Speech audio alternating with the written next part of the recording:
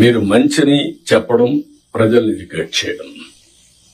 చెడు వచ్చినప్పుడు అది వాస్తవాన్ని తెలిసినప్పుడు మీరు కరెక్ట్ గా సాక్ష్యాధారాలతో సహా చెప్పాల్సిన బాధ్యత జిల్లా అడ్మినిస్ట్రేషన్ ఉంది.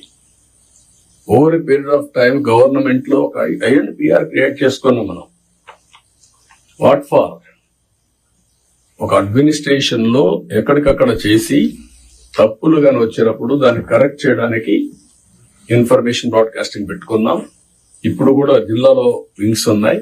మీరు కూడా ఇది గుర్తుపెట్టుకోవాల్సిన అవసరం ఉంది. మొన్న నేను చూశాను పట్టిప్రోల్లో పోలీసులు అక్కడ చిన్న 2 గ్రూపులకు గొడవ జరిగితే వాళ్ళు అక్కడి తోచుకుంటే దానిపైన ఇమ్మీడియట్ గా తెలుగుదేశం వాళ్ళు కొట్టారు, ఎస్ఐ చొక్కా పట్టుకున్నారు, కాలర్ పట్టుకున్నారు అనేసే పరిస్థితికి వచ్చారు.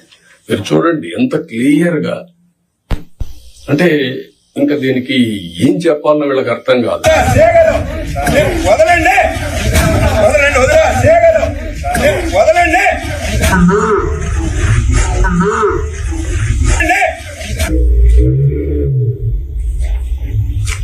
వదలమని అడుగుతున్నారు.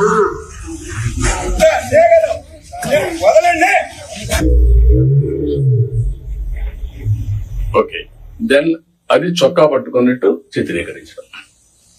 అది రైట్ టైంలో చెప్పకపోతే ఇప్పుడు కొంత ఫేక్ ఫెలోస్ అంతా వచ్చేసి సోషల్ మీడియాని మిస్యూజ్ చేసి ఇష్టానుసారంగా ఇలాంటి వేసే పరిస్థితికి వచ్చారు. మొన్న మీరు చూశారు. ఈ గవర్నమెంట్ చాలా క్లియర్ గా ఉన్నాం.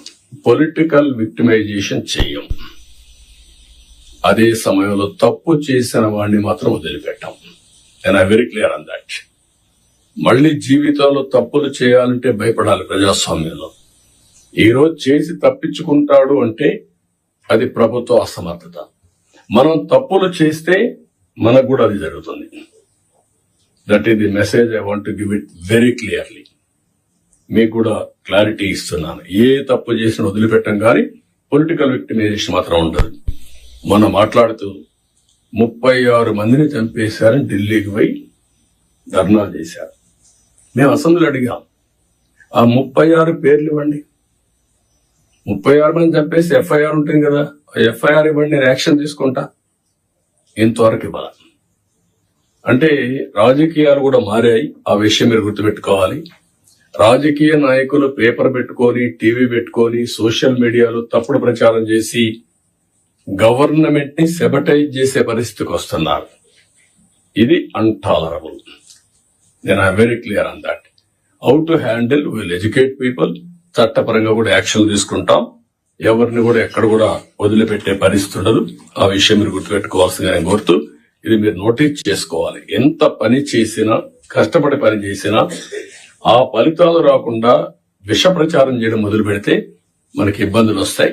అది కూడా గుర్తుపెట్టుకొని ఎక్కడికక్కడ కౌంటర్ చేయడం అన్ని చేయాల్సిన అవసరం ఉంది.